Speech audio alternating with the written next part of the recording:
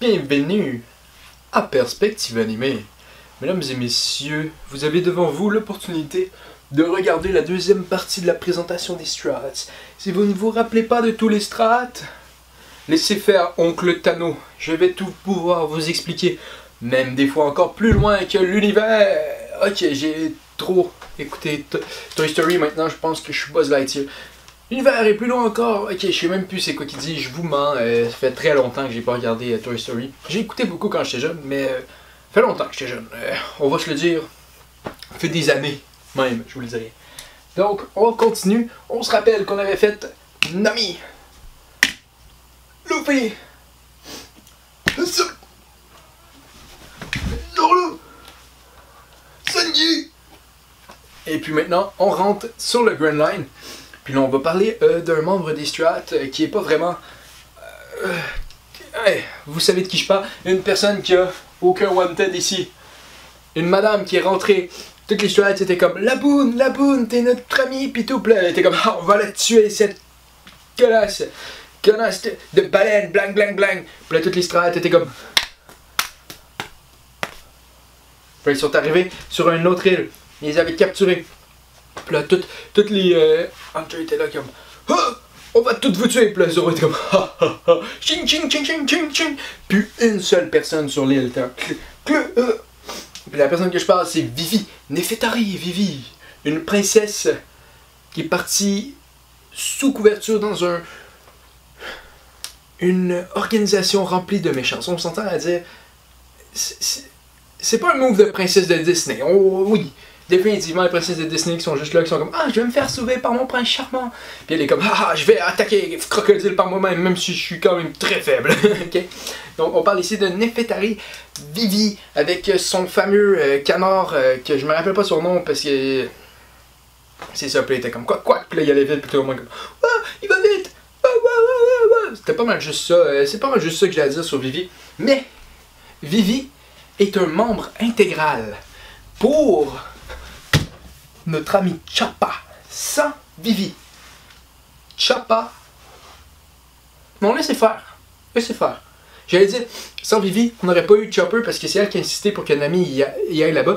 Mais en même temps, sans Vivi, il aurait juste été à Drum, à la base. Donc il a rencontré Chopper de toute façon. Parce que, pour ceux qui se rappellent pas, ils sont sortis de Little Garden. L'île avec les deux géants qui étaient comme non, c'est moi qui se battais contre, mais finalement c'était juste une affaire de comme non, regarde, c'est moi qui avais le plus gros dinosaure. Puis là t'es comme non, c'est moi qui avais le plus gros dinosaure. Puis là, ils se sont battus pendant 100 ans pour ça, ok? Par ici de deux personnes que Usopp voit comme des grands guerriers des mers, et moi la seule manière que je les vois c'est comme deux gros imbéciles, ok? Y a pas d'autre manière de le dire. Tu te bats pendant 100 ans pour la grosseur d'un dinosaure? Un dinosaure? T'es dans une île remplie de dinosaures et tu te bats quand tu pourrais juste être comme yo, il y a des dinosaures, c'est cool, ok? Non, ok. Fait qu'il quitte Little Garden, puis Nami est comme maman, je vais mourir. Elle est malade, ok? Puis là, ils veulent s'en aller à Alabasta, mais c'est encore loin parce qu'ils veulent faire ça pour Vivi. Puis là, Vivi est comme mais non, ça vaut la peine, il faut faire ça ensemble, nous devrons aller voir un docteur. Allons vers l'île la plus proche, allons-y. Et puis là, tout le monde est comme mais Vivi, quel sacrifice de ta part! Puis là, il fait, mais si vous n'avez pas de navigateur de toute façon, c'est pas un fucking sacrifice. Puis là, tout le monde est comme, non, mais quel sacrifice de ta part. Okay. C'est pas vraiment un sacrifice, c'est juste une stratégie. Si tu perds le navigateur pour t'en aller où, hein, ça fait pas de sens. Donc, ils s'en vont sur l'île. Puis ils rencontrent du monde, puis là, tout le monde est comme, mais, on n'a pas de docteur parce que le roi, c'est Wapol, ok? Tout ça, il y a eu des trucs. Il y a eu aussi des problèmes avec Blackbeard qui a attaqué cette île-là un peu plus tôt, qui avait fait genre boum, je détruis tout. Fait que là, quand ils voient les strats arriver, ils sont comme une minute, vous allez pas rentrer ici si facilement. Vous voyez, ça nous est arrivé avec Blackbeard, ils ont tout détruit. Puis là, ils sont comme, ben là, mais nous on est des bonnes personnes. Puis ils font comme, ah ouais, vous êtes des bonnes personnes, on va vous laisser rentrer. Puis ils disent, mais pas avec nous, vous allez voir, le seul docteur vit où qu'il y a le tout, ok, un château. Elle vit dans le château. Puis ils vont voir dans le château. Ils rencontrent la madame. Une vieille madame de 130 quelques années. Puis là, elle dit tout le temps voulez-vous savoir que pourquoi je suis jeune? C'est tout le temps le même. Puis elle est tout le temps comme ah, vous voulez pas savoir, hein? Comment j'ai fait pour être jeune? Qui est probablement, on va se dire, une raison. Il y a plusieurs personnes qui théorisent que c'est à cause du Opie Opie Nomi qu'elle aurait eu l'opération de vie éternelle. Mais moi, je vais dire, c'est juste parce que c'est clairement juste à cause qu'elle va dire comme, mais je vais manger les légumes. Je vais manger les légumes. Okay. Pourquoi c'est ce rire-là que j'ai. Bref, ok, fait que là, ils vont voir le truc. Le Nami, elle se fait guérir, puis là, elle rencontre un reine. What? Un reine? Nami? Je dirais même Nami! Ça, c'est. C'était bien drôle. Moi, je l'ai trouvé drôle. Ok, si vous l'avez pas apprécié, dislike la vidéo.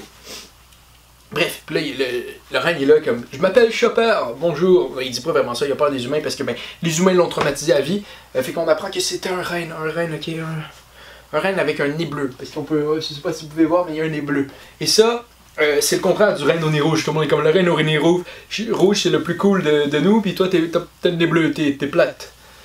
Bref, les reines n'ont aucune de ces couleurs-là, et même je pense que le reine au nez rouge il était intimidé quand on check les trucs. Puis avant que le Père Noël fasse comme « Mais toi t'es cool », puis là tout le monde fasse comme « Oh ouais, il est cool là, finalement ». Ils vont arrêter de l'insulter, bref. Chopper c'est le même. Il le met pas à la base, il mange un fruit du démon, de l'humain.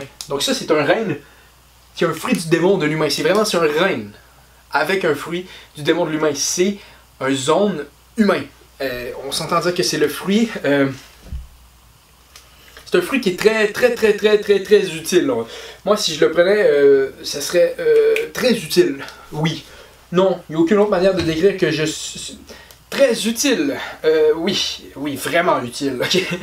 Mais bon, il fait ces trucs. Puis là, ils sont là, puis ben, ils se rencontrent, puis là, ils n'aiment pas les humains, tout ça. Puis dans le fond, ben, les Strats, ils l'approchent.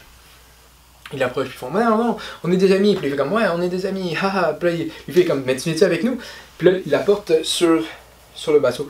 Puis ils se sont battus un peu avant, tu sais. Chopper, il a utilisé toutes ces pointes là, où il y a un bras, puis il a des jambes, puis il est fort, tu sais. Fait que là, il était cool, tu sais. Puis là, tout le monde fait... Puis là, ils apprennent que c'est un docteur, ils font « Ah, on a eu un docteur. » Puis là, Luffy fait « Ah, t'es un docteur? » Puis là, c'est là qu'il y a un moment où comme, il demande « Mais pourquoi vous l'avez pris de bord? » Il fait « Les techniques de combat. » Puis là, Sanji, à côté, qui est juste comme... Bouffe d'urgence. Puis là, t'as juste genre... Chopper, ok. Ça, c'est un des moments qui est arrivé par rapport à ça. C'est un peu comment Chopper est arrivé. Moi, j'ai un autre. J'ai juste de quoi qui vient de m'allumer par rapport à Chopper. On sait que son Monster Point, c'est quand il prend 3 trucs, il devient un gros monstre, ok? Comment dire ça? Son fruit, c'est pas le fruit du monstre. Son fruit, c'est le fruit de l'humain. Ça veut dire qu'il y a. Admettons, là, c'est un humain qui aurait le fruit à Chopper et qui utiliserait des Rumble Balls pour devenir un truc, est-ce qu'il deviendrait un genre de gros homme avec des bras gigantesques, genre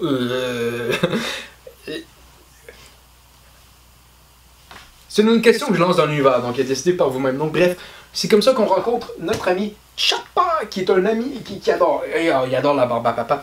Il adore tellement la barbe à papa, il aurait voulu, j'allais dire, il aurait voulu rentrer dans l'équipage de Barbe Blanche juste pour prendre sa barbe. Mais ça fait aucun sens parce que ben il n'y a pas de barbe, il y a une moustache, barbe blanche, non, il aimerait pas ça. Donc après Chopper, on rentre à Alabasta et puis tout le monde se tapoche, ils font Luffy il se fait tuer par Crocodile, pas quasiment, puis là, cette madame là elle arrive, elle fait comme ah, je te sauve, puis là, Luffy est comme mais pourquoi, puis elle dit oh, c'est parce que je suis. Elle fait ces trucs, vraiment énigmatique. Crocodile veut comme la tuer puis tout. Puis c'est vraiment pas clair, mais elle est vraiment forte. À ce point-là de l'histoire, elle est vraiment forte. Elle a une prime plus forte que lui. Et elle est quelque chose. Elle se bat, elle fait tout le monde fait comme. Ok. C'est ma meilleure imitation du fruit du démon de Robin. Donc, dans le fond, ce qu'on apprend. Après le passage à Alabasta. Elle est sur le bateau et tout le monde est comme t'es une Straw, elle fait je vous l'oblige. Et puis là, Luffy est comme à l'abordage, yes. Puis là, ben, c'est comme ça qu'ils font jusqu'à temps plus loin où on avance et puis qu'on voit que cette madame-là, dans le fond, était poursuivie par le gouvernement à cause qu'elle lit les poneglyphes, donc elle est très importante à Luffy et puis blablabla. Tous ces trucs-là, tu sais, je veux vivre Luffy. Puis là, Luffy est comme haha lol. Ok, non, Luffy il dit qu'il faut vivre. C'est tout cette grande épopée-là à Enies Lobby pour tout ça. Donc c'est pas assez qui est arrivé, mais par contre, entre-temps, je reviens.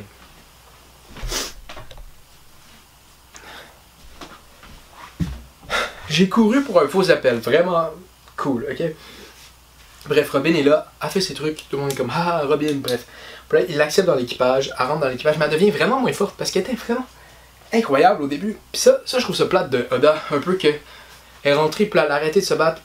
Puis c'est un peu juste parce que, on va se le dire, Oda il veut pas faire des combats de filles, puis ça me tape. Il veut juste faire des combats de filles ou peu importe, mais tu sais, ils peuvent se battre là, c'est un combat, en tout cas.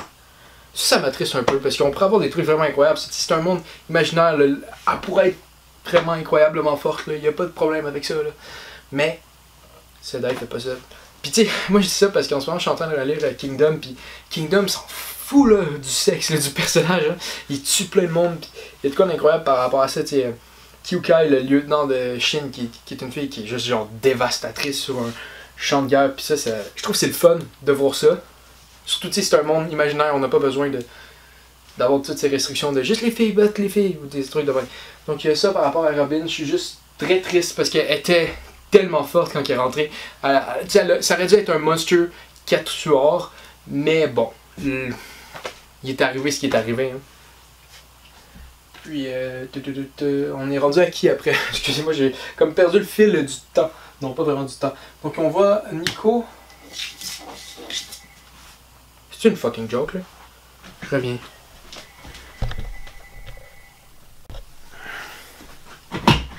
Bon, il y a un astrologue qui voulait me contracter. Elle voulait juste contacter moi. Elle parle pas de n'importe qui. C'est ça qui vient de me faire dire. Vraiment n'importe quoi, ok. Désolé d'avoir encore interrompu la vidéo. C'est juste que je suis le seul chez nous en ce moment. Fait qu'il faut que je réponde si, admettons, il y a quelque chose qui arrive. Mais là, c'est juste des imbécilités. Donc, Nico, Chopper. Après ça, on rentre et on rencontre Franky! On le rencontre dans l'arc à Water 7. Il y a vraiment des trucs. Franky au début, c'est un méchant. On s'entend dire, Franky vole 200 millions à l'équipage du chapeau de paille. Nico Robin a fait partie d'une organisation contre les Shohat et c'est moins pire que voler 200 millions de berries. Okay? Pour acheter quoi? Du bois! Du bois! Il a volé tout ça pour acheter du bois, lui. Ok, avec ce bois-là, il a construit le Mary avec le meilleur bois du monde et qu'à 200 millions, il n'aurait pas eu un aussi bon bateau. Mais c'est pas grave, ok? C'est pas grave. Il savait pas, lui, qu'il allait faire ça avant de voler les 200 millions, ok? Donc, on voit Franky, il rencontre, il y a les plans de Pluton et puis à cause de ça, le CP9, j'ai hésité entre 0 et 9 parce que, tu sais, toutes les 9 sont rendues dans le 0 parce que... Why not? Puis ils sont tous là dans le CP9 puis ils veulent trouver les plans de Pluton, l'arme ultime de bateau de guerre. Puis ben, dans le fond, Franky finit par, je pense, brûler les plans. Il est comme plus de plans pour vous. Donc c'est comme ça qu'il rencontre et puis Franky décide d'aller avec les Stuart attaquer Enies Lobby. Parce qu'ils ont capturé Robin. Fait que ces deux-là sont comme un peu ensemble. Ils décident de les aider et en les aidant, il y a comme vraiment de fun avec eux. Ils sont comme on est des potes, puis comme ouais on est des potes. Puis là ben... Il y a tout ça, je sais pas vraiment plus quoi dire par rapport à Franky, parce que Franky, il n'y a pas une espèce de... C'est pas pareil que les autres Shroud par rapport à cette relation-là de début, où... Je vais être honnête, ok, dans ma relecture de One Piece, j'ai skippé comme des chapitres parce qu'en tout cas, il y a eu un bug, puis j'ai pas trouvé ces chapitres-là, et ça fait que, ben, j'ai comme pas tout son backstory dans ma mémoire, donc il y a ça qu'il faut qu'on vive avec, donc c'est pas mal ça, mais... Moi, un point intéressant, je pense qu'il est oublié des fois, c'est la manière que Franky est rentré dans l'équipage qui est complètement folle, ok? Je sais pas si vous vous rappelez. Peut-être pas. J'espère que vous en rappelez pas. Mais Franky était comme, non, moi je rentrerai pas avec des pirates. Non, moi je suis pas un pirate. Il a créé le Mary. Puis là, tout le monde était comme, on va partir à l'aventure avec le Mary. Puis, les Stuarts, pour l'obliger, ou c'est la Franky Family, un des deux, ok? Ils ont enlevé son slip. Et puis, ils ont coursé avec le slip à travers la ville pour que Franky vienne dans le bateau. Donc, Franky, quand il a été demandé par Luffy de rentrer dans l'équipage, il était nu. Il était totalement nu dans le milieu de la ville. Oui, je sais pas si vous avez oublié ça. Moi, je l'oublierai plus jamais. Ok? C'est mis dans ma tête.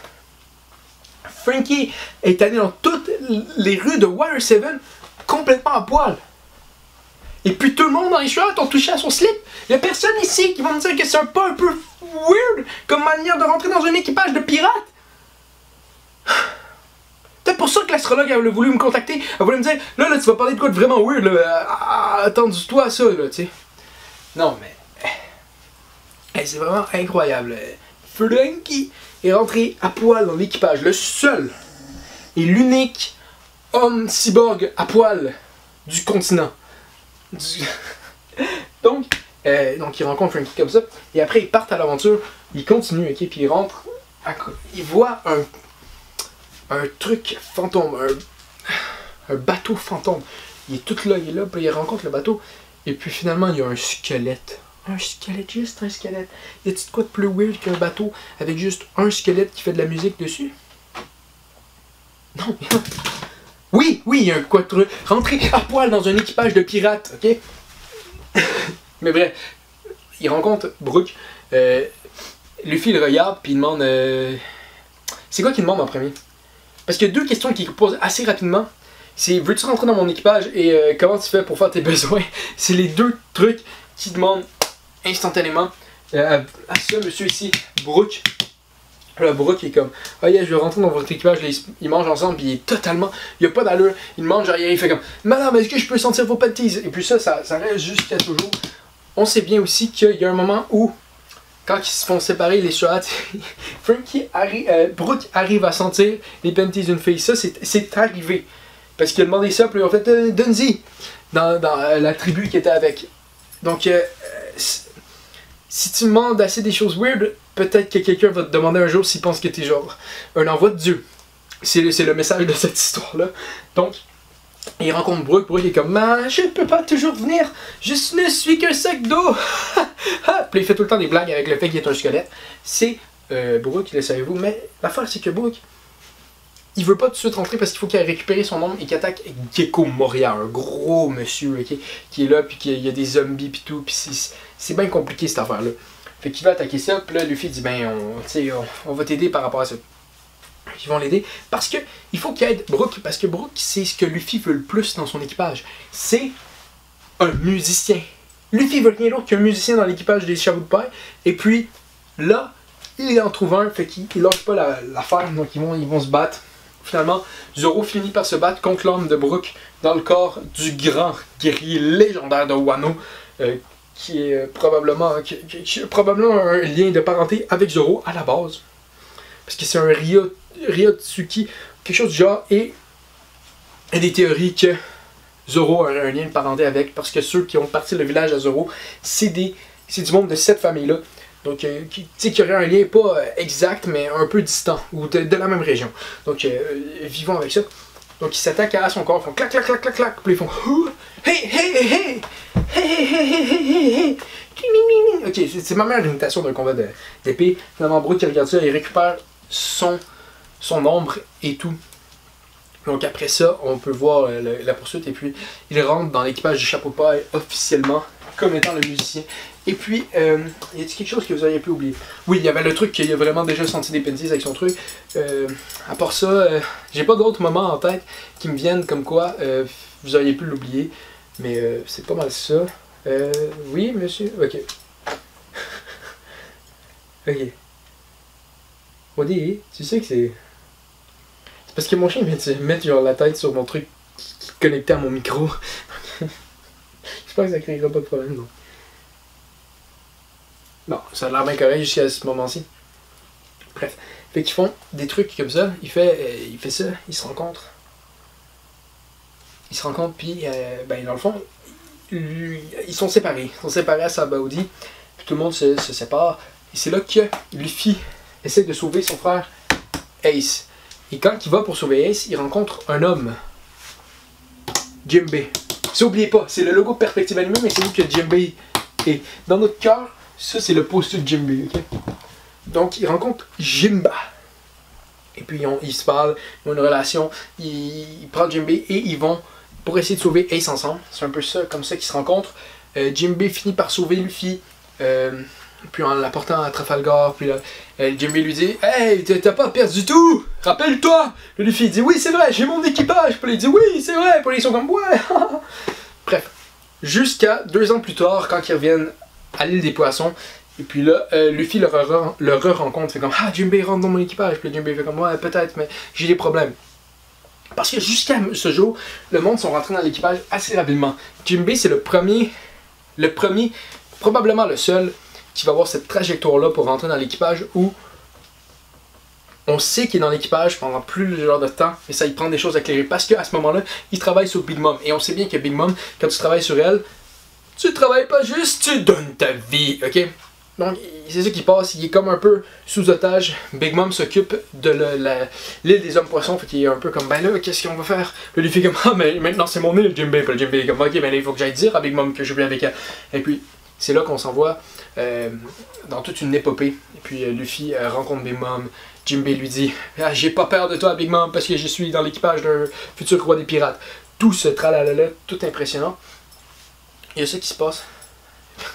Moi, je suis un peu distrait, là, mon chien est juste... En tout cas. Oui. T'es-tu... Vas-y, si tu veux descendre. Vas-y, t'es capable. Mais oui. Ok. Désolé. Bon. Après ça, ils rencontrent Jinbei, ils font leur truc. Big Mom a dit ça. Jinbei, il part avec son équipage. Il laisse son équipage là. On continue dans le temps. Ok. On le laisse avec son équipage qui le laisse partir là, puis là finalement on le voit plus tard arriver à Wano. Donc on parle de probablement 300 à 400 chapitres entre lui qui dit qu'il va rentrer dans l'équipage et lui qui est actuellement dans l'équipage, qui est dans l'équipage. Donc c'est le premier qui fait un mouvement de même. Donc c'est un homme poisson aussi, il est très cool Jinbei. C'est pas mal juste ça que j'avais à dire sur les strats, comme ça en vous parlant. Désolé, là, c'est probablement la vidéo qui a le plus d'interruptions, 2 appels téléphoniques, mon chien, tous les trucs. J'espère que c'était écoutable pour vous. Et puis, si ça l'était pas, mettez un dislike, partagez-le à tous vos amis pour qu'ils viennent tous nous aider dessus. Ça ferait vraiment du mal. Et puis, sérieusement, si vous voulez vraiment nous faire plus de mal, créez-vous d'autres comptes, plein de comptes, ok? Abonnez-vous avec tous vos comptes, puis suivez toutes nos vidéos et faites-nous plein de dislikes à chaque vidéo. Ça nous ferait vraiment mal. Ouais. Donc, c'est pas mal ça. Bye tout le monde.